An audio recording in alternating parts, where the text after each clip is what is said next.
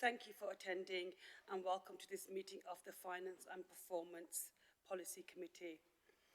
The meeting today is open to the public. However, please note appendices items 9, 12 and 13 are not available to the public and press because it contains exempt information as described paragraph 3 of the Schedule 12A of the Local Government Act 1972 as amended.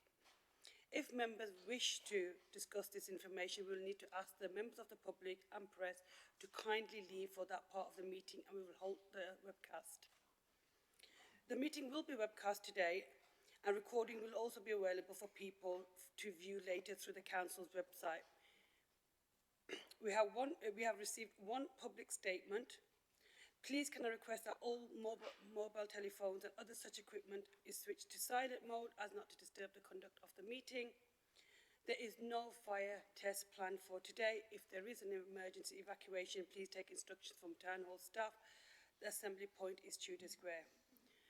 For the benefit of the webcast, I'm going to ask each finance member to introduce themselves, and if I can start with you, please, Gareth. Okay, Councillor Gareth Slater, Saudi. Good afternoon, colleagues. Councillor Elle Dodd from Manor Castle. Hi, Councillor Martin Phipps for City Ward and Green Spokesperson for the committee. And Douglas Johnson, another councillor for City Ward. Martin Smith, Councillor of Durham Totley. Glynis Chapman, Councillor for Mosborough. Mike Levery, Member for West Ecclesfield and Deputy Chair of the Committee. Thank you, and if officers can introduce themselves when they are doing their presentations. Item 1, apologies for absence. We have received no apologies of absence. Item 2, exclusions of public and press. As above, appendices 9, 12 and 13 are not available to public and press. Item number 3, declaration of interest. Would members like to declare any interest in our items of business today, Councillor Douglas? Thanks, yeah, I ought to declare an interest in item 9, the sale of land at Long Street. So it's a personal interest. I'm declaring it because as a ward member, I've been in touch with the business that's affected here, and so I've helped them through the system, if you like. So it's a personal, it's not a pecuniary interest. I kind of wish it was, but it's not. Yes, it's not the kind of interest that needs disclosing that would mean that Councillor Johnson couldn't take part in the decision. The role of members is to help their constituents through matters. So it's good that Councillor Johnson has said this for transparency reasons, but it doesn't mean that he can't take part in the discussion or the voting on that matter. Thank you, David, for clarifying that. That's fine. Thank you. Any other member? No? Okay, item number 4, which is the minutes of the previous meeting. This is on page 11 of the agenda pack. Can I ask members to approve of the correct record?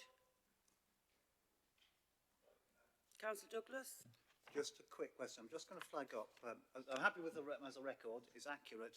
If it's being accurate, it does say that we're going to get a knowledge briefing on the wagon and horses, which is on the agenda as an item today, and I don't think we had that briefing. So I just wanted to flag that. But we can perhaps park that until the item. Happy to agree the minutes as a record, the true record. Thank you, Councillor Douglas. Yeah, we didn't receive a briefing on that. It is on the agenda today. No, I don't think there was a formal briefing outside of the meeting arrangements, but there was the pre-agenda meeting where I think it was on the, it was discussed then, and so the information was provided at the pre-agenda meeting, and members had the opportunity to ask questions at that stage, rather than in a separate, specific meeting for that purpose. Okay, thank you. So that is fine. Moving on to item number 5, public questions, statements and petitions. We do have one statement today. And Annie O'Gara, so if you'd like to come to the front and make your statement, thank you.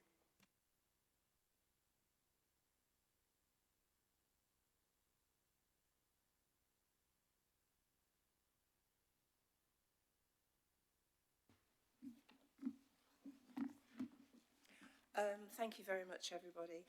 This statement is in advance of the discussion of the ethical procurement policy, which I think is scheduled for next month, in which many residents are deeply interested. Islington Council recently appointed a new provider of banking services following a rigorous procurement process to ensure the highest ethical banking standards, examining, among other things, the company's involvement in the following: activities in territories currently under investigation for alleged violations of human rights by the United Nations Human Rights Council, other human rights abuses, and adding to the climate emergency. Councillor Flora Williamson, the executive member for Finance and Performance at Islington, said, "We take environmental, social and governance matters very seriously, and it's only right that we challenge our banking provider to take ethical banking seriously. We set that out as one of the key elements to consider when assessing who to bank with. This approach reflects our robust policy on human rights abuses and builds on our significant ongoing work to reduce the carbon footprint of our pension fund," end of quote. Similarly, Sheffield's draft ethical procurement policy highlights excludable activities such as, quote, directly contributing to or profiting from unlawful armed conflict, facilitating through their trading activities the unlawful occupation and exploitation of contested territory, end of quote. An example would be being the primary dealer in government bonds for a state found to be committing genocide, apartheid and unlawful occupation. So, we are keen to see the policy in action. Thank you. Thank you very much, Annie. And we will get in contact with Islington Council and get some background information on their decision and get some information from them as well. Thank you. Thank you very much. Moving on to item 6, there were no member questions. Moving on to item 7, which is on page 19 of the agenda pack. And this is the work programme. So over to you, Rachel.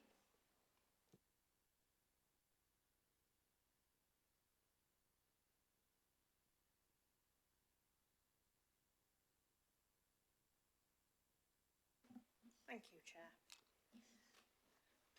The work programme is outlined from page 19, and you will see on page 22 under section 4 there are some proposed additions and amendments to the programme since the last meeting. You'll see that there's quite a bit of movement there. So there's an item that's been removed, 3 that have been moved and 2 new items.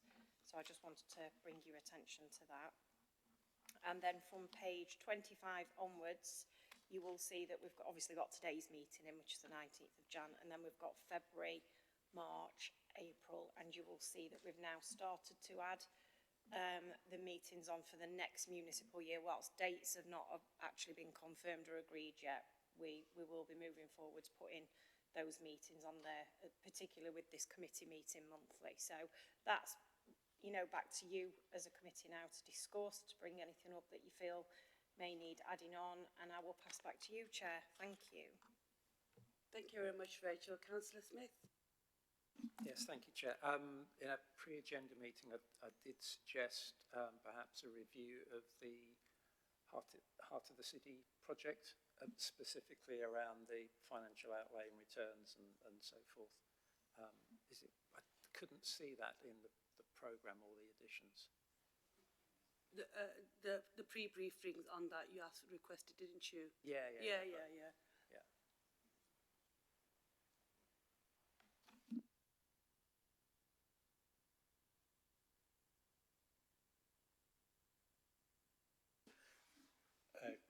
I think there's a paper due February that's not on, but don't hold me to that date, but we'll make sure that that goes on.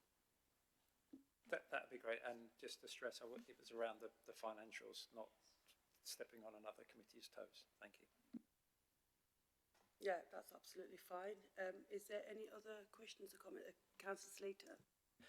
Yeah, this is on the next year's bit. I believe we're planning on looking at budgets earlier than we normally would. Is that included in there, or do we have the dates we're going to be doing that yet?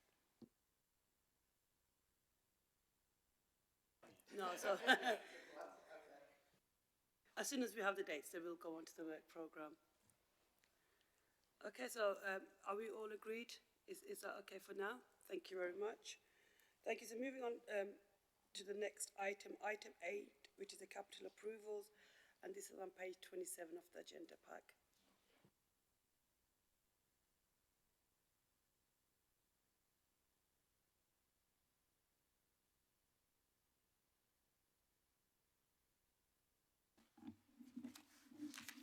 Good afternoon. I'm Damien Watkinson. I'm the Finance Manager for the Capital Programme. Here to present the additions and variations that have been brought forward this month. I'll do my usual brief run through, if that's okay, and then take questions that members may have afterwards. So starting with the transport, regen and climate change, just one item this month. Following the completion of detailed design, an increase of 88k to a total of 152k to deliver a pedestrian crossing facility at the junction of Jenkin Road, Hollywell Road and Tyler Street. Under community parks and leisure, the Bents Green Pavilion and site improvements looking to be an increase of 30k to a total of 105, which will cover all the fees and surveys and consultation costs that have occurred to date. Scheme currently paused as the sports and leisure team now working to identify the funding to take that scheme forward to delivery. Plumley Park, an increase in the budget by a further 34k to 91k, just reflecting additional fundraising that's been completed by the Friends Group to allow additional elements of the improvements to be delivered. Under housing, the council housing door entry upgrades, this is 1.2 million for the upgrade of door entry systems to communal areas of multi-occupancy blocks. This is to ensure compatibility with the 4G network going forward, to improve functionality and hopefully reduce ongoing maintenance costs around that. Adaptations is to approve a further 7.6 million to give a total of 9 million over the next 3 years to appoint a contractor to deliver the required adaptations to council housing properties to meet its duty under the Housing Act to provide relevant adaptations for people with disabilities. We have 3 items under capitalised repairs. It's to approve 5 million in total. These are major repairs that have been carried out through the Housing Repairs and Maintenance Service that qualifies capital expenditure. So they fall into 3 main categories. So there's roofing works, approximately 962k, where full roof replacements have been required and have taken place. The void works to bring void properties back into use, which has been largely boiler replacements and kitchen and bathroom replacements. And then we have the other work on tenanted properties, which again has been some replacements of kitchens and bathrooms, but also window replacements, and there's been a significant number of boundary wall reinstatements that have taken place. Also, we're looking to extend the stair lifts contract so approving an additional 540k to extend the term of this contract for a further 12 months. Also just wishing to recognise a 78k saving on the lift auto dialers scheme. Edward Street's flats, we're proposing an additional 5.3 spend for the upgrade and renewal of the external areas of the Edward Street flats as identified in the report. Also to a reduction in the capital allocation to the Glynis Valley Master Plan to allow this to be used to uplift the programme's revenue budget in 25-26 to finalise the feasibility proposals. Moving on to education, children and families, 36k to undertake feasibility in the costs of extending dining provision at King Edward's School in order to allow them to hopefully increase their published admission numbers by 18 places to meet forthcoming deficits that are foreseen in the system. Halfway Nursery and Infant School, looking to approve 60k to undertake feasibility update surveys to look at a replacement of the pitched roof there, so allow us to get the full costs and 10 documents in place. Also, under Education, Children and Families, looking to approve 96.5k as match funding to install a lift at Levery Primary School from our SEND allocation. This will be delivered by Mercia Trust, and there's also the details of the grant agreement that we'd enter into at Appendix 3, I believe, for this. Recognising also a saving that's been delivered of 38k on the Mearsbrook Bank School heating scheme. And just to note also the formal acceptance of £3 million of gain share funding for the Stocksbridge Towns Fund Community Hub building that's brought forward this month. Sorry.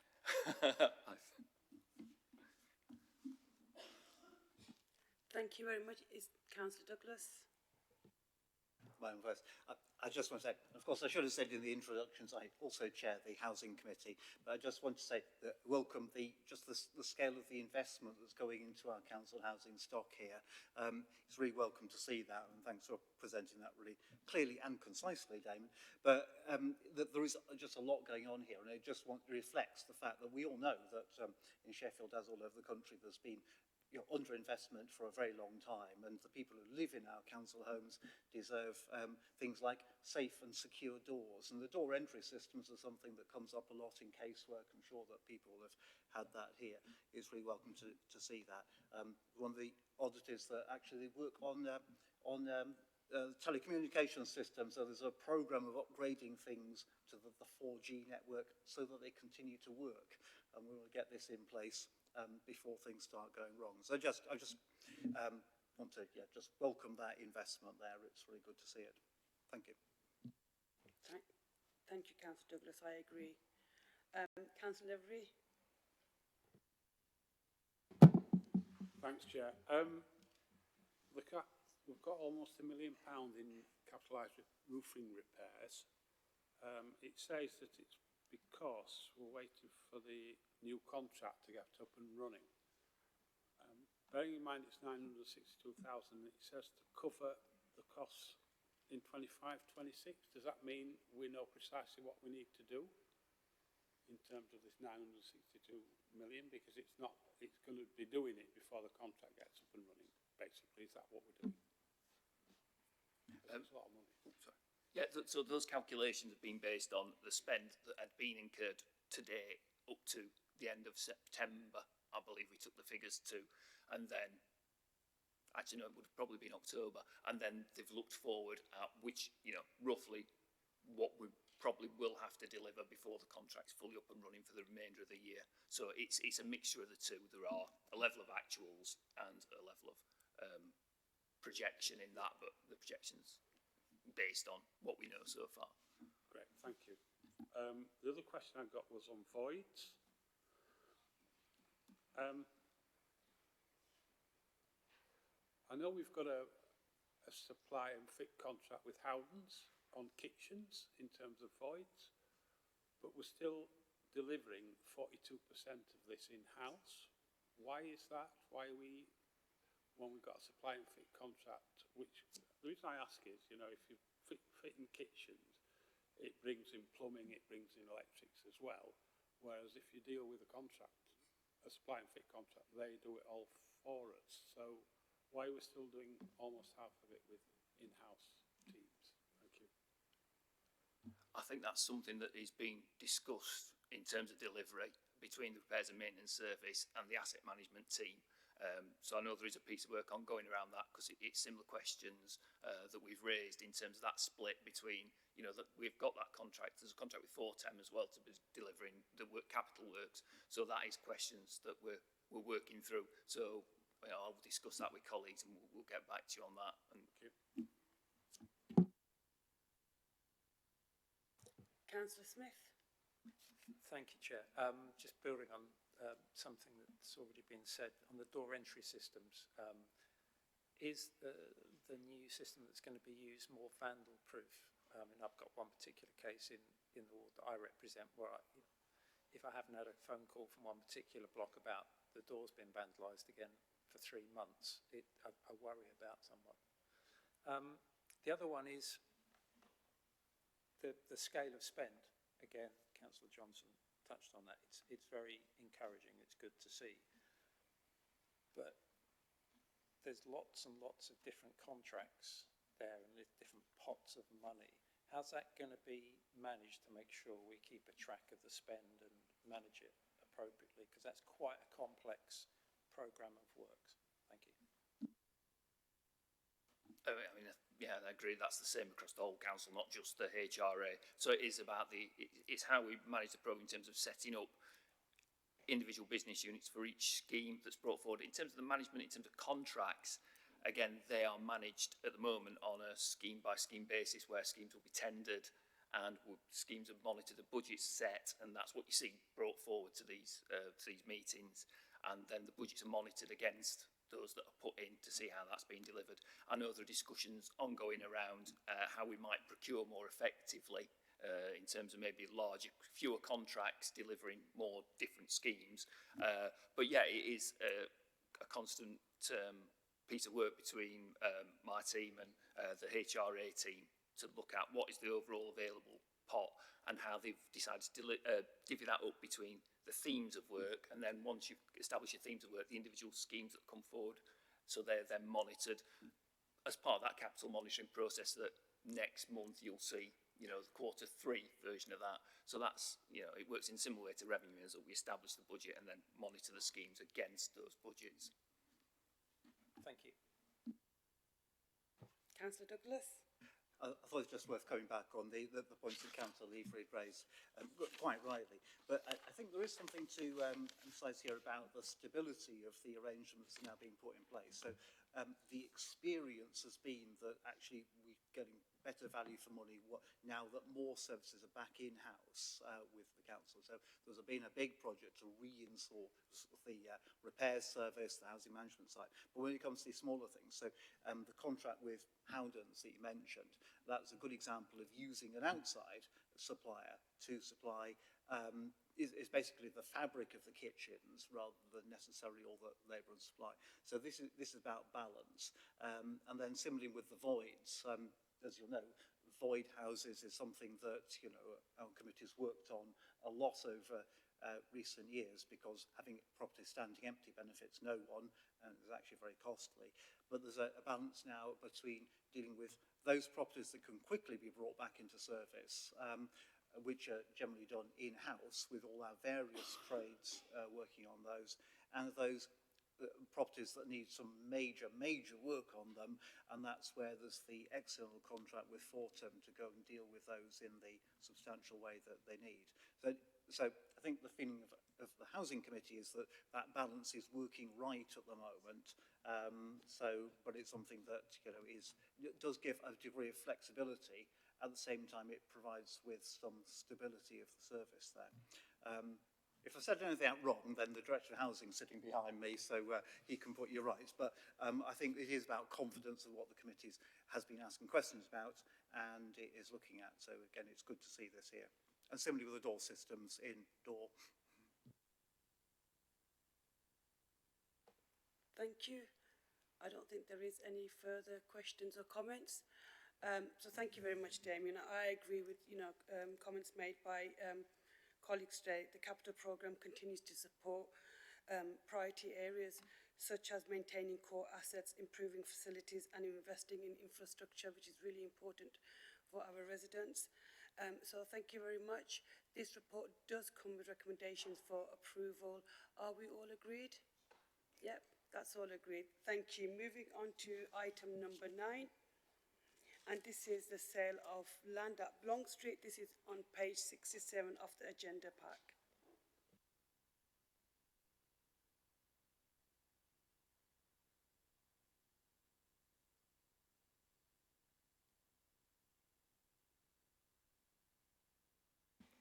Thank you, Chair. For the first item, John will take us through it. Good afternoon, Councillors. I'm John Herman. I'm Senior Surveyor in Property Services.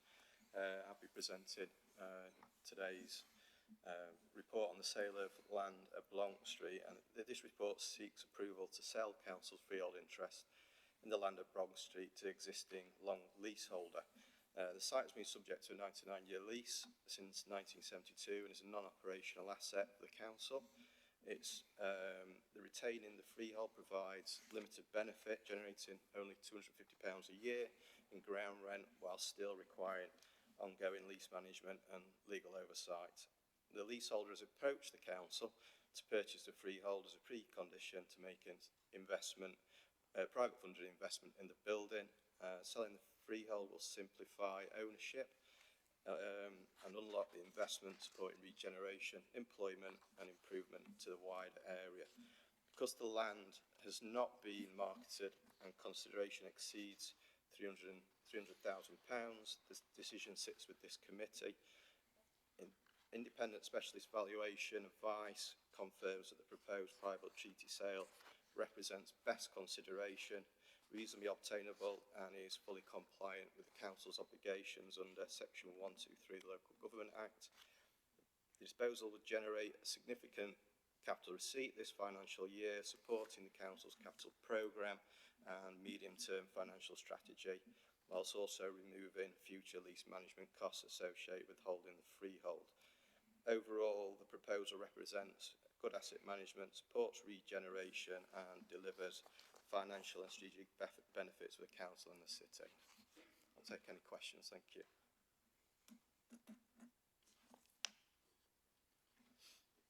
Councillor Smith. Thank you, and apologies for asking too many questions. If I'm pausing, it's because of confidentiality. Are there any overage clauses in the disposal? There isn't, no. No, it's And that's straight freehold sale.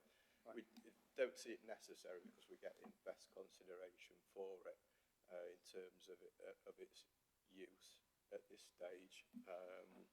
The lessee is wanting to operate it as existing but improve the franchise that will be operating from that property. Okay, thank you. Councillor Douglas. Thanks. I did declare earlier on that I'd been assisting the business here to not to make the decision, but to get this on the agenda. And so it's nice to see you guys in person rather than me constantly badgering you to get this process speeded up. But I just wanted to give a bit of explanation. So this is just a sensible step to take. In practice, for all the practical purposes, this is just a hotel in private ownership. And this is just disposal of the freehold. And the reason for the hotel chain, well, it's not a chain, it's just a small chain, I suppose. The reason they want to do it is to bring the investment into the city. And it's very similar to the approach to community building transfers, where you can transfer either a freehold or a long lease to a community organisation so that they can secure funding to invest into it. But this is done on a commercial basis. This is about investing in a hotel for the city, which we often say we're short of, and that allows them to do that. And actually the good news is the business has really got some confidence by the fact this is now on the agenda and they can show progress eventually with the conveyancing of this. But it's encouraging, and it's just a sensible way the council can use its assets. So I just want to try and give some reassurance there. Thanks. Thank you for that, Councillor Douglas. Okay, so there isn't any further questions or comments. This report does come with recommendations for approval. Are we all agreed? Yeah, so that's agreed. Thank you very much. So we'll go on to item number 10, and that's the objection on disposal of open space at Ardmore Street. So over to you again. Thank you, Chair. This is a site where we have a potential purchaser on board who have undertaken to deliver 59 affordable units at 100% social rent and obtain a capital receipt for the council. The site was mostly covered through slum clearance and pulling the site together through various means. But it has been used as public open space, part of it, so we had to do a public open space notice, and there was a single objection. That objection was not specifically about this site. It was about the council's approach to disposal, and it believes that the council should use all its sites to build its own housing.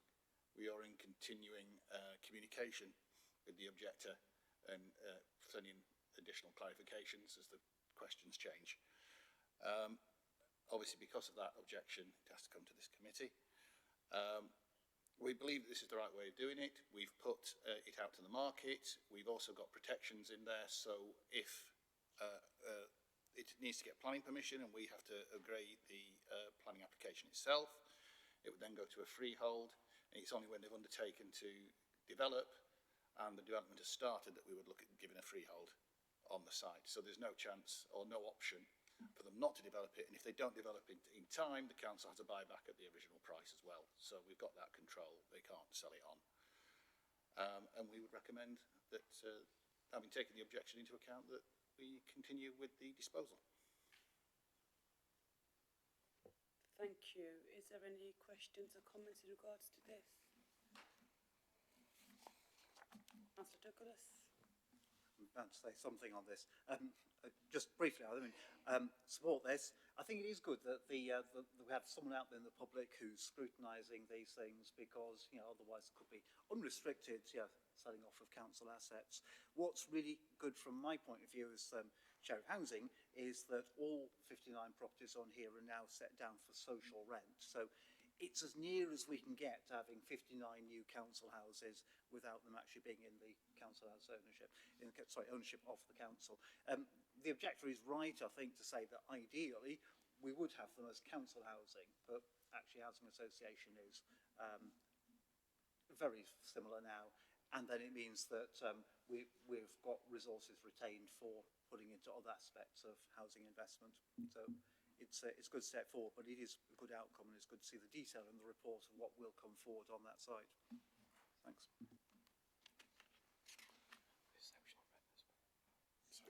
Councillor Dodd.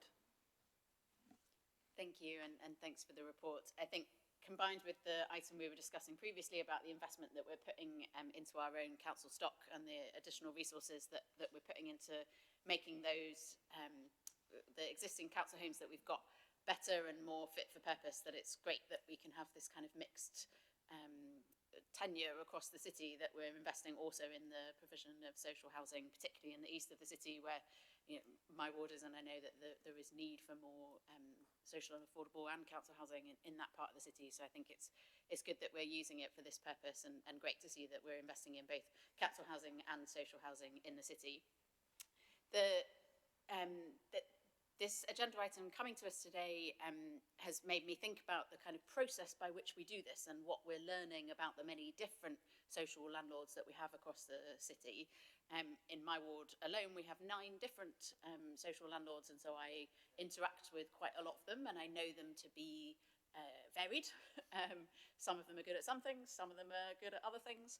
And I'm just wondering, outside of this, I'm quite happy to approve this today, what we can, how we're working with our social landlords to make sure that we're getting the best services from all of them, and particularly where we've got incentives such as opportunities like this for them to grow within the city, how we can make sure that we're giving future land and opportunity to the very best social landlords in the city, so that we make sure that all of our residents get the very best service possible. Thanks.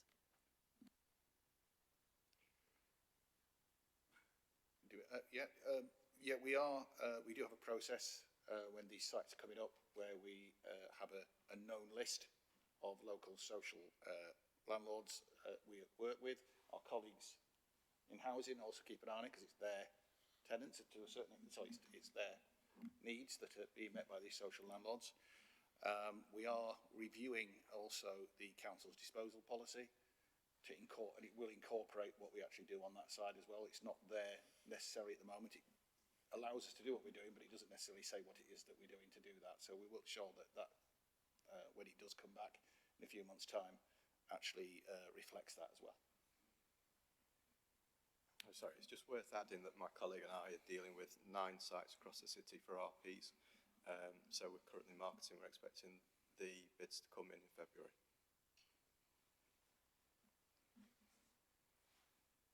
Councillor Douglas. I'm going to come back with, I'll give a slightly more political answer to this, but actually the political answer is there's been progress made in the council having better dialogue with housing associations, which is resulting in offers of new social housing like this. And I think the last 3 or 4 years, there's been positive efforts to work with the any of the 43 housing associations that operate in Sheffield, to free up some of these areas of land which have been lying unused for quite a long time in some cases. And we understand that actually a lot of the housing associations like this one that operate across many local authorities often felt quite bypassed by Sheffield when we had perhaps a less open approach to producing new housing with them. So I think it is welcome that some of those improvements in relationships are actually resulting in homes on the ground now. So it's definite turnaround over the last few years. Thank you. There isn't any further questions or comments, but I'm also pleased that it is now 100% social rent scheme, and I think that's really positive for that. And so this report does come with recommendations of approval. So are we all approved? Yeah, so that's approved. Thank you very much. We'll move on to item number 11 now, which is the update on the proposed lease of land adjoining Wagon and Horses Public House. And this is on page 101 of the agenda pack. Thank you, Chair. As this committee is aware, previous report has been to this committee which agreed to the terms of a lease to the Wagon and Horses of an area of land to be used as a beer garden and external trading area. Because since then we have been approached by the Wagon and Horses owners to have a slight variation, which we are in agreement with as the property service, which is to allow the lease to transfer with the pub operator should the operator change or the property be sold on, but it would still have to be with that usage. So we're just asking that we get permission. We changed it because it said they could not transfer it, was what we, the original words, we're saying that it can transfer with the rest of the building. And that's it really, that's the simplified short version of it. Councillor Phipps. Thank you, Chair. I guess at a high level, is this a standard variation that we do? Yeah, it's standard terms and conditions we would normally put in, but be a little bit stricter because of what was going at the time. Councillor Douglas. I suppose I just have raised some concerns about the situation here. So we don't have any objection to what's being recommended, which seems to me to be quite a narrow technical alteration to that. I suppose I just want to raise the concern that this issue last came to the committee here in August 2023, and this committee approved the council entering into a lease of this land around the Wagon and Horses, but no lease has ever been entered into in the last 2.5 years. And even at that point, it had been going on for several years. And in all that time, the pub operator, whoever it is at the time, hasn't paid any rent at all. And we know that it's taken trade away from other operators of things like the cafe and the ice cream stalls in Millhouses Park. And I'm just raising it as a concern here that there's obviously a need to get a grip of this. But also I'm slightly puzzled in terms of what we asked to approve today, which, as I said, seems to be a fairly technical amendment to a fairly minor clause of the lease. But actually it's really unclear who we're dealing with, because in August 2023, there was a proposal to grant the lease to one of the names of the True North Brew company. But actually at the last minute, we were asked to change it into the personal pension fund of the man who owns it. And now we're, I think, being told that that's not on the cards anymore, and it's another company that's got a very similar name to True North Brew. So it seems to me it's really unclear who we're dealing with here. But in all this time, the operator has just been using part of Millhouses Park without any real benefit to the council, and possibly some disadvantages. Sorry, that's a bit of a comment. I'm going to ask officers to comment on that, or, well, I'll ask you to comment and see what you can say about it. The report is a simplification of the discussions over the last 2.5 years, in which they did try to move the goalposts quite a lot, and we stood firm. Once this is approved, there is some back rent, I believe. I don't know the background to the... Right, forget. that we cannot start charging rent, and there is a bit of back rent within that term as well. So it stops them having the free use that they've had previously. The reason for the long delay was, again, the change in company, which we had to check out again and again, because I think it changed twice, I believe, and also the trying to renegotiate the terms, and we firmly reached the fact that the committee had made a decision, so we could not change the terms, other than this one, which we believe is acceptable. So, to come out, I wonder, so happy to approve this today, happy to allow you to do the next stage of work, but I wonder if we could ask as a committee to have at least a further briefing on what happens, and fairly soon. So I wonder if we could arrange that. I think it'd be good for members here just to scrutinise what's going on, because we do expect the businesses that we deal with in Sheffield to deal fairly and in the interests of the people of Sheffield, and certainly the park users and Millhouses Park. So I'd like to see that actually nailed down at some point. Councillor Dodd. Thank you. I just wanted to follow up on the earlier question, particularly around the issues of multiple names or multiple companies or multiple whatever. That isn't, as far as I could tell, specifically referenced in the report, so I just wanted to get assurance from officers that you are confident that we are entering into an agreement with the appropriate people to secure the council and the Millhouse Park users' interests in this facility, and that you mentioned checks, etc. If you just tell us a bit more about, to provide us with assurance that we're doing this with the right people. Thanks.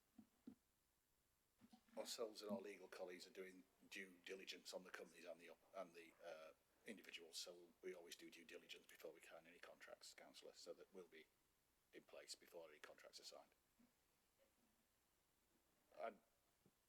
And we've done some already, but with the final checks. And I understand due diligence to be, we've identified someone and we're checking that they're a legitimate person. There's a question before that about are we doing this deal with the right person, given who owns all of the various things? That's also my question. That's part of the due diligence, okay. Yes. Thank you for that, colleagues. I agree with Councillor Douglas. I think we do need to have an opportunity, because this has been ongoing for quite a number of years now, for us to be able to scrutinise it. So in terms of what's in front of us today, you know, approving that, I'll ask that question, and that's, I'm sure, will be fine. But I'd really be also interested in lessons learned from this. What can we learn from this in terms of contracts going forward? So if we can have or schedule something in as a briefing at some point for this committee, I'd appreciate that, and I'm sure colleagues would as well. So this report today has got recommendations for approval. Are we all agreed? Yeah, that's unanimous. Thank you very much. Thank you. Moving on to the next item, which is item number 12, and this is on page 113 of the agenda pack, and this is the budget update and capital strategy reports for 26-27.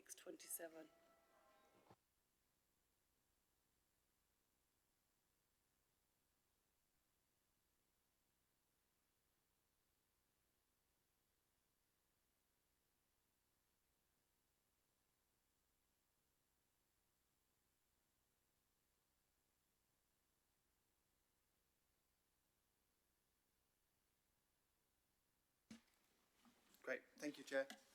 So this report is an update on the Sheffield City Council's general fund budget position for 26-27. There's a separate part of the report which refers to the capital strategy, so I suggest that we'll do the general fund budget first. If you've got any questions or comments, we'll cover those, and then we'll move to the capital strategy. This is not a decision-making report, but it's an important milestone in our journey to setting a balanced and sustainable budget for next year.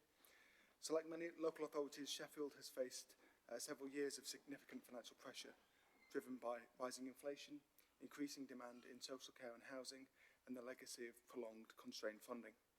Successive years of insufficient funding have resulted in the council having to use reserves to balance overspends, with up to £20 million more being forecast to be used in this financial year 25-26. On the 17th of December 2025, the government published the settlement for the next 3 years. This settlement brings additional money to Sheffield, particularly addressing the funding gap post-austerity, and unlike previous one-year settlements, allows us to have more certainty over our medium-term financial position. I'll hand over to Kerry, who will take you through some of the more details in the paper. In the settlement, the government has introduced changes to the way funding is distributed to local authorities, known as Fair Funding 2, which better recognises deprivation and local need. The changes to the needs formulae have resulted in Sheffield being allocated a larger share of funding than under previous settlements. The government also announced the continuation of the recovery grant for 3 years, which has contributed £10.5 million more than previously assumed. These and other smaller changes have resulted in Sheffield receiving a £25.1 million increase in funding for 2026-27 and £52.4 million over the full 3-year period. This equates to a 22.5% increase in core spending power, which is the total of government grants, council tax and business rates. The increase in core spend power assumes that local authorities will raise council tax by the maximum permitted, which is 4.99%, including the adult social care precept, and that is proposed by this report. The funding alongside a programme to deliver sustainable savings has enabled the council to reduce its budget gap from £7.7 million reported in the medium-term financial strategy in July 2025 to zero, meaning we are currently on track to deliver a balanced budget. The settlement provides welcome stability and will enable longer-term planning, but the recovery grant is only confirmed for 3 years, creating a potential funding cliff edge in 2029-30, which the council will need to plan carefully for.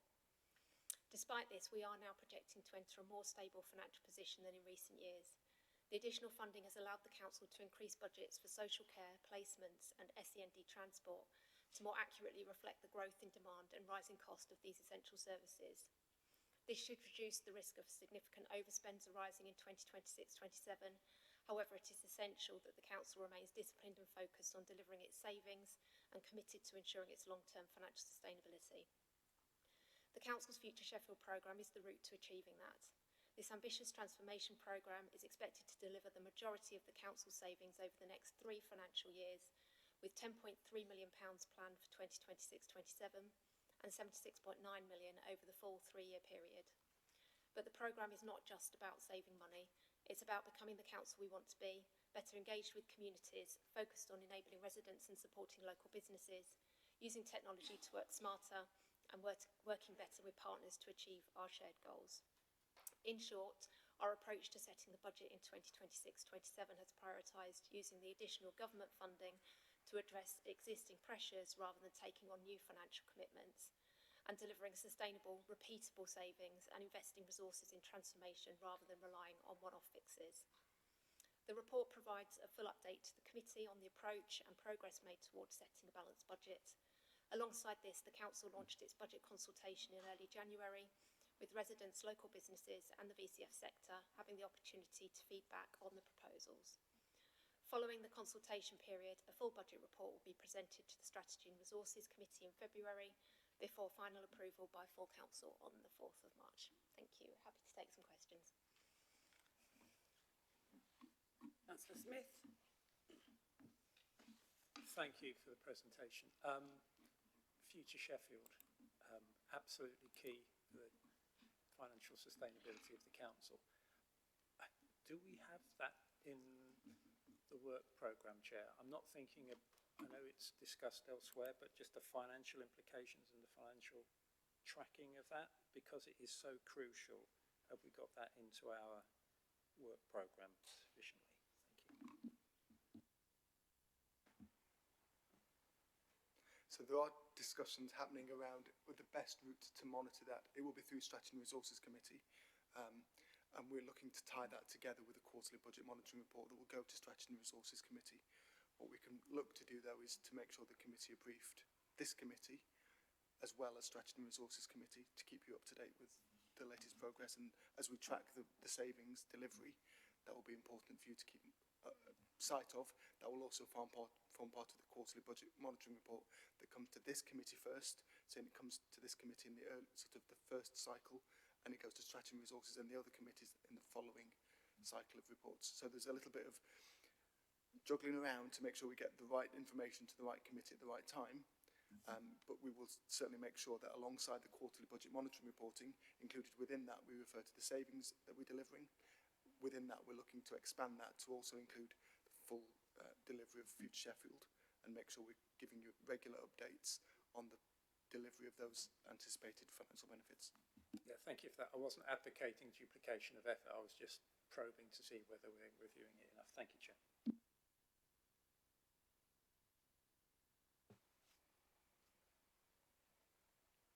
Councillor Levery.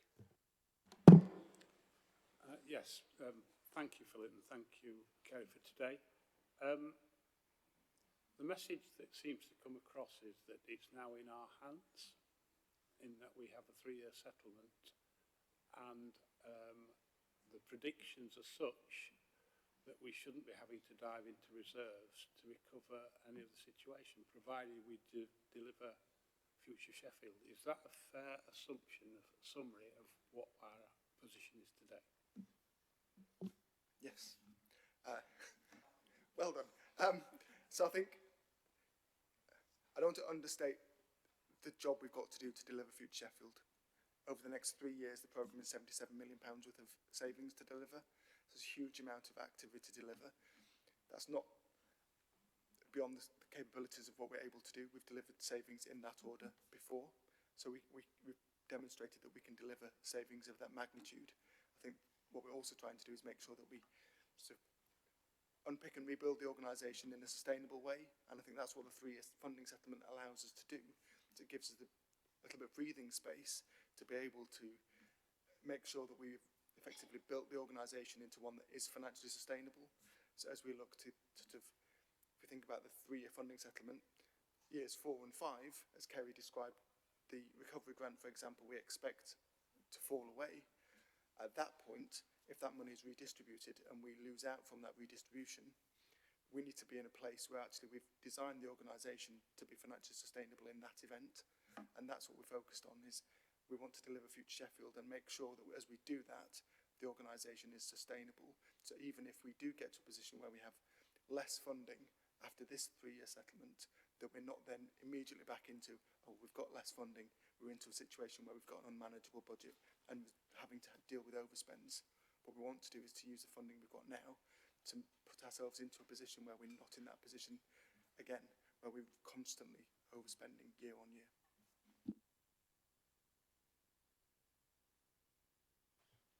Okay, is there any question, Councillor Dodd?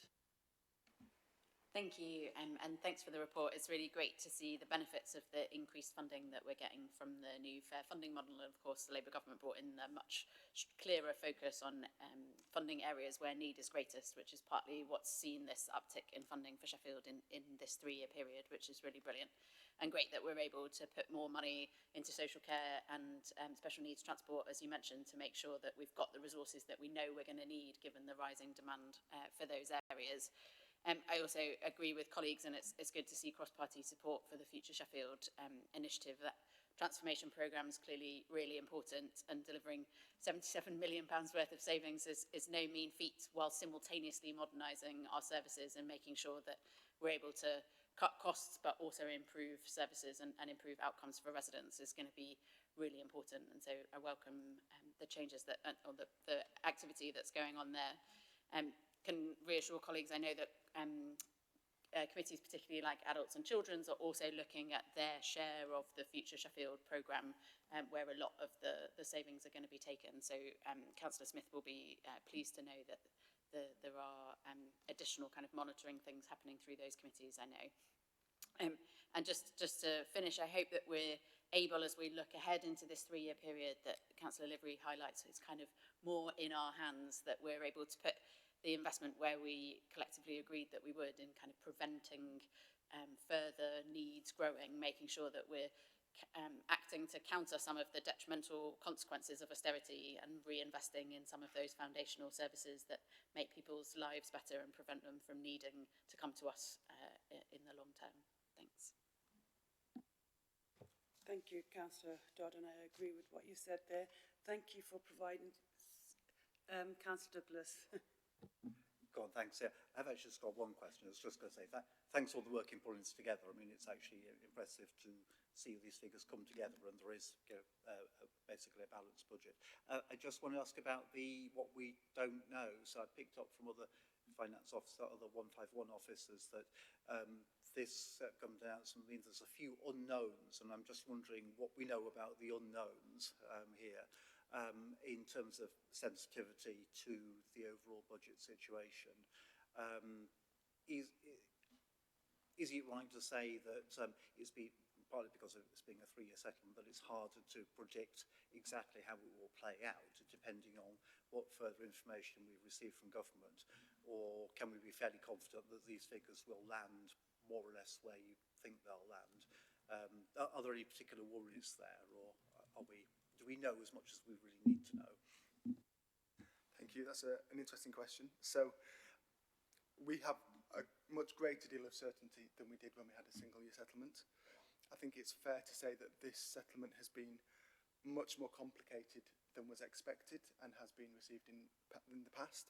That's partly due to the fact that the government have changed the formulae that allocate funding, and in doing so it's difficult sometimes to compare what's gone before with what is now coming forward. So that's part of the challenge of having to unpick that. What government have also been clear about is, and I suppose this is where the uncertainty lies, is whilst we have a 3-year settlement, there will also be a settlement each year, confirming the funding for each financial year. So while we've got some certainty about certainly years 2 and 3, there is a possibility that that might change. And I suppose any government would retain the right to change those funding allocations should they need to. Our expectation, and I think the sector would expect, that government would hold to what they've committed to. I think the other thing that's outstanding, and we'll refer to this in one of the later items on housing, is just the confirmation of the government's approach to rent convergence. So in terms of things that we're waiting for, that's probably the biggest concern across the country at the moment. Thanks, yeah. I know about that one. I just want to check there weren't any other things in there. But no, I'll take that answer. That's really helpful. Councillor Phipps. Thank you, Chair. It's maybe a slight aside. It was just a thought that has been raised out of the conversation around future Sheffield from colleagues. It just got me thinking that a lot does ride on this, which has been raised, and we're hoping it's going to deliver a lot in modernising and in savings. And I was just reflecting on our current outcomes framework and whether that's broad enough to capture everything we're hoping to see from future Sheffield or not.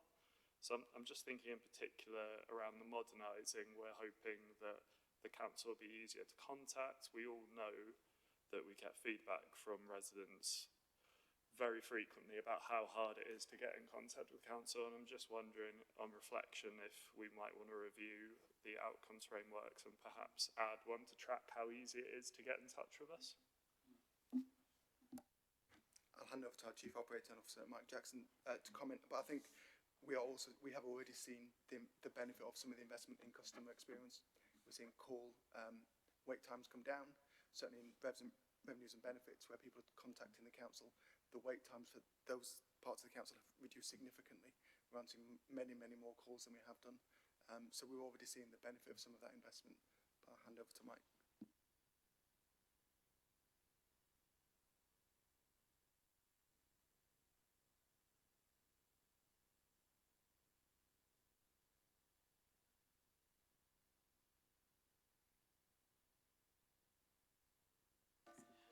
Yeah, I think it's a good challenge actually. So the current outcome framework is great in that it concentrates on the things ultimately that make a difference to local residents. However, you're right, what it doesn't give us is a way of monitoring the metrics that kind of get us to that point, including the kind of things that you've mentioned. We're actually reviewing our performance management framework at the moment for that very reason, and we intend to make some suggestions to members about some, I guess, intermediate metrics that enable us to monitor those kinds of issues more effectively than we do at the moment. I do think it's a bit of a gap at the moment in the council's performance management framework, so we'd like to bring forward some proposals on that. Yeah, I mean, if we have statistics showing that call waiting times are falling, as a council, I'd love to see them, because we do still, I still get regular contact about how long it takes to get in touch, so it'd be nice to see that we're improving on that. Thank you. Yeah, and if anything could be circulated, that would be fantastic. Sorry, if I may just say at the moment that that's not the evidence isn't there to support it. But what I'm saying is the outcome framework, which is what is reported to members regularly at the moment, doesn't actually have what I would call a comprehensive set of performance indicators that enables us to measure those kinds of things and some of the other things that we say in Future Sheffield are important to local residents. So we're looking at augmenting the current outcome framework with something a bit more granular around our performance as an organisation, if you like, as well as the final outcomes, and we'll be bringing that forward in the next few months. Cool, thank you, and sorry for derailing us slightly.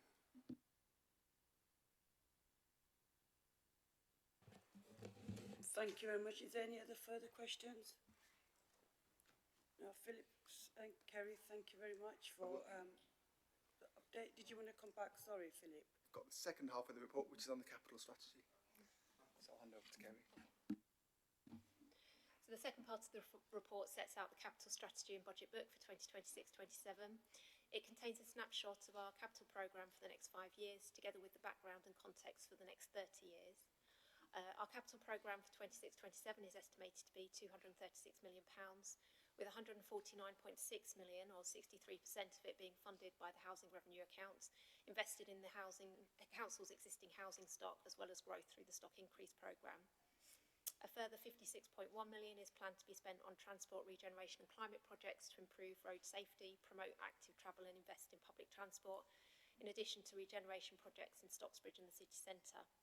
£15.4 million is planned to be spent on leisure and investing in parks and green spaces, and 12.2 predominantly investing in the city schools estate. The council also needs to invest in its own assets, including the infrastructure and buildings it's responsible for and the fleet it operates. The council's buildings carry a significant backlog maintenance liability following years of insufficient funding, which is putting in plans to address. For 26-27, £11.4 million has been planned to carry out the urgent work required to ensure the council's estate can comply with statutory obligations and support delivery of a wide range of services. The council has limited capital funding available, with projects that are not HRA funded being largely funded by external ring-fence grants or borrowing, which impacts already constrained revenue budgets. The council's corporate investment fund is a finite pot of money, and calls on these funds vastly exceed the sum available. Continuing to secure external funding is critical to our ability to invest in the city, deliver the outcomes set out in the council plan, and help achieve the city goals. Thank you. We can take some questions. Damien's here too, if you've got any more detailed questions.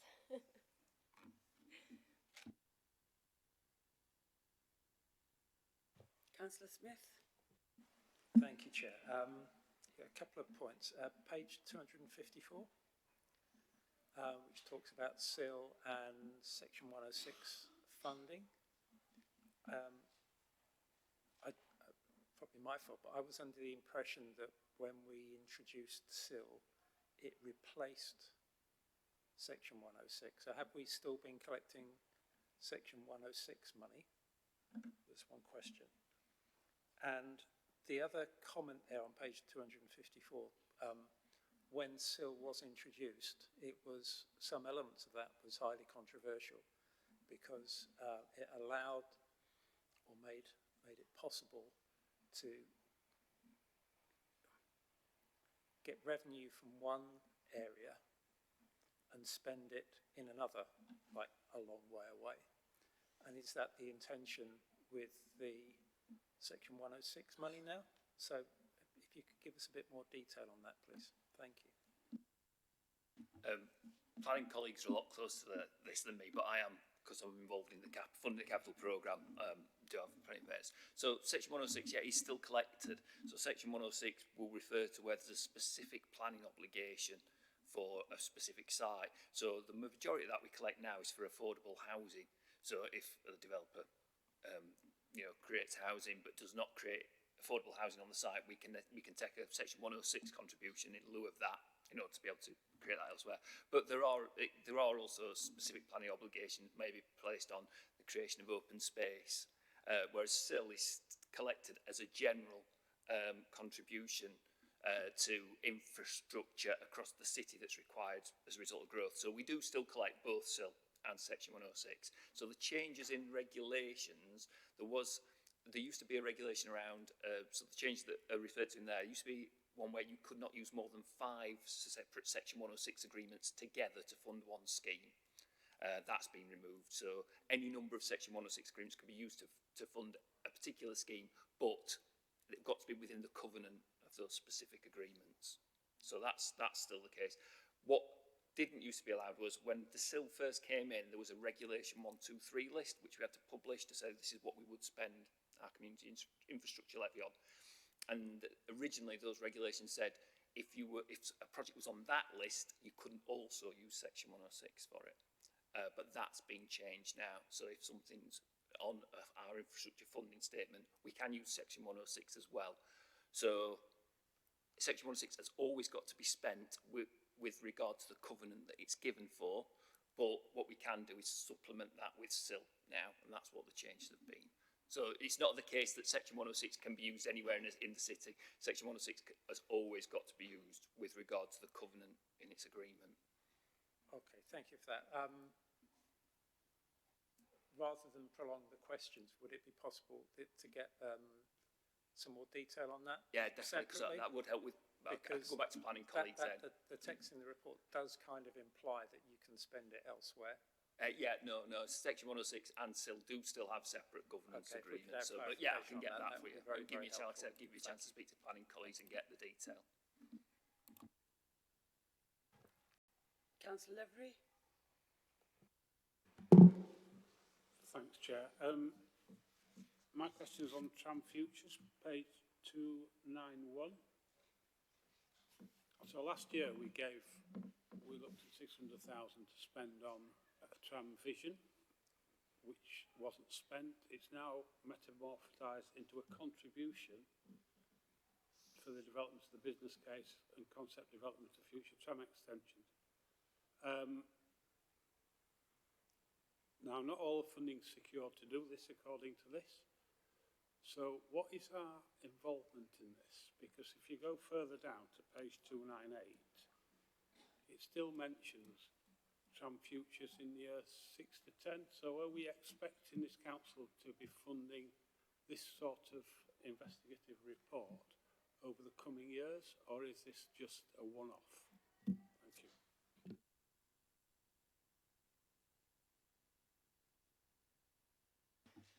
I don't have probably all the detail that you might want, but I do know that that funding that was approved was for 1 year only, and it does not continue. Maybe it's something we might need to bring back to a knowledge briefing with more detail, but certainly that funding does not continue into future years. Yeah, so can we get some clarification as to whether there is an intention of this council to be involved in, beyond next year, any development of the tram network? That's the question I'm really asking. Councillor Phipps. Thanks, Chair. I guess following on from Councillor Smith's questions, I was wondering for clarity. So the SIL that is referenced on the pipelines, it's normally associated with quite large schemes like city centre access and movement plan, curbside strategy improvement, walking, wheeling and cycling, station master plan, etc. They're quite large schemes. I presume we're talking about the central SIL, so not the neighbourhood portion, but the larger portion. Strategic, yeah, thank you. Yeah, that's correct. The 80% strategic SIL, yeah. The 15% neighbourhood SIL is allocated at a ward level, unless there's a parish council, and then there's a slightly different cut that counts, yeah. But yeah, the SIL we refer to in this report is specifically the strategic SIL. The neighbourhood SIL sits outside that. Cool, thank you, that's helpful. Thank you. Any more questions? No? Thank you very much for this update. I think this update does give the committee a clear picture of what we are, where we are with the 26-27 budget and the key pressures and mitigations being considered. So I'd like to thank and acknowledge the ongoing work by officers to keep the budget under review. I think it's really important that we are able to, as a finance committee, continue to keep track of that. And Councillor Smith's suggestions today about us also being able to keep track of future Sheffield, whether it's through the performance outcomes or whether it's through briefings, that's also really important. So if that can also be planned into this year's work. And I think the 3-year settlement, the council can help plan better in regards to having to plan, annually. So I think that will give us some certainty and stability, which is really important. So thank you. This report does come with recommendations for approval. Are we all approved? Yeah. Thank you very much. That's unanimous. Moving on to item 13, which is the Housing Revenue and Account Budget Update, and this is on page 471 of the agenda pack. Great, thank you, Duma James Clark, Director of Housing. So this report provides an update on the Council's progress in setting a balanced housing revenue account budget for 26-27. So as with our general fund position, this isn't a decision-making report today. It provides this committee with an update on the full HRA business plan, which is presented to Strategy Resources on Wednesday this week, and then to full council on the 4th of February. The housing revenue account continues to operate in an environment of significant financial pressure, reflecting trends seen nationally across the social housing sector. Rising demand, increased cost pressures, and growing regulatory burdens are all shaping the financial landscape for council housing. So this report sets out the key assumptions, the risks, and the mitigations being used to achieve a balanced position for next year. The housing revenue account remains a ring-fenced landlord account, which is legally required to set a balanced budget each year. The financial challenges facing the HRA budget are long-standing, with decades of underinvestment, higher expectation from tenants and an ageing stock driving increased repair demand. There's regulatory change, including AWAB's law and enhanced building safety and compliance requirements, which require investment without equivalent new burdens funding. Rising costs, particularly within repairs and maintenance, temporary accommodation and compliance work. Welfare and reform impacts, with tenants on universal credit continuing to show higher arrears levels, and increasing demand with more than 28,000 households on the housing register and continued reliance on temporary accommodation. These pressures collectively amount to £20.9 million within the 26-27 budget. The draft budget assumes that rent and service charges will increase by the maximum permitted 4.8%, which is CPI plus 1%. Social rent convergence will be implemented at £2 per week, generating an estimated £3.4 million of income. We're currently waiting for government to confirm that this can be implemented for 26-27, as mentioned previously. Should that not be permitted, we would need to reduce the contribution to capital investment to balance the budget. Continued regulatory changes and proactive inspections by the regulator of social housing, driving investment in data stock service and compliance systems. Government announcements in the autumn budget introduced new housing-related funds, including additional retrofit funding, expanded regional housing delivery funding, and potential long-term gains from the 10-year rent settlement. While positive, these schemes are unlikely to materially affect the 26-27 position. Our key investment priorities reflect both regulatory requirements and tenant priorities, including improving the day-to-day repairs service, including tackling damp, mould and condensation, strengthening building safety and compliance, creating greener, more energy-efficient homes and addressing estate environment improvements, and enhancing tenant involvement and co-design of services. A decisive element of the 26-27 plan is the need to restore the revenue contribution to capital, enabling a larger, more sustainable capital programme, better planned investment works and a shift away from costly reactive repairs. To sum up, the HRA budget for 26-27 is currently balanced, but dependent on the key decision on rent convergence, which is central to sustaining investment in the council's housing stock and delivering essential services. Budgetary pressures remain significant, driven by increased regulatory requirements, rising costs and demand. So continued discipline, clear strategic investment choices and close financial monitoring will be critical to maintaining a sustainable HRA over the medium term. Thank you. We're happy to take questions.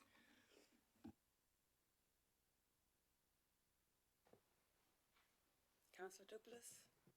I'm going to say something at risk of repeating what I was saying earlier on in the capital approvals about, being really pleased to see there is more capital investment going into the housing service. And Karen, you talked about the decades of underinvestment. So I'm sure I said that first this meeting, but it is really important. And I think what's good is that there's been quite a lot of cross-party collaboration in the Housing Committee, and so it's really nice that we've got that position where there is balance there, despite the big unknowns, the rent convergence that Philip mentioned.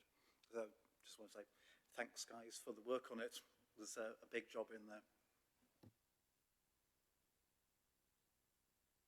Councillor Levery. Thanks, Chair. Could you clarify again the capital contribution that comes from the HRA account for this year, coming year? What's the plan?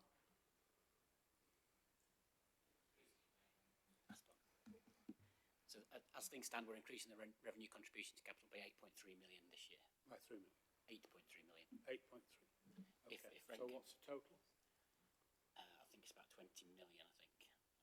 So we've reversed the downward trend? Yeah, last year, if you remember, I don't know if it came to this committee, last year we reversed it by 8.2, sorry, we reduced it by 8.2 million. We've managed to reverse that trend and put it back up by 8.3 million.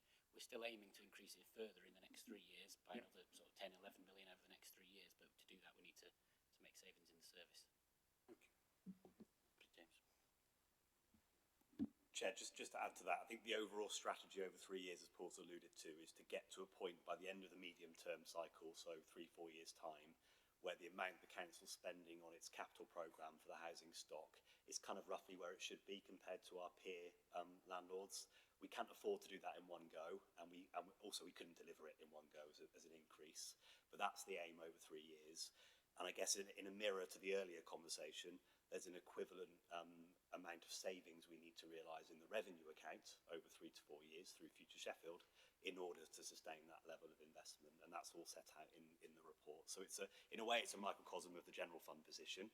The difference is there isn't any external funding that we can benefit from. It all needs to kind of pay for itself. Councillor Phipps. Thank you, Chair. Yeah, the convergence rate and the decision on that seems quite significant, so I guess we'll follow that decision by government of interest. Just like a really boring technical formatting thing, I don't know if anyone else noticed, but the format of the HRA is technically a restricted document. Yeah, the text is not very readable. So yeah, it might just be worth reviewing the format that we're using for that and the text that we use, the font, because yeah, it wasn't particularly easy to digest. But thank you for everyone's work on that. Really appreciate it.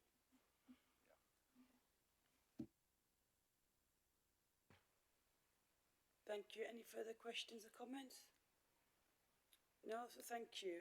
Thank you for the presentation. This report again has got recommendations for approval. Are we all agreed?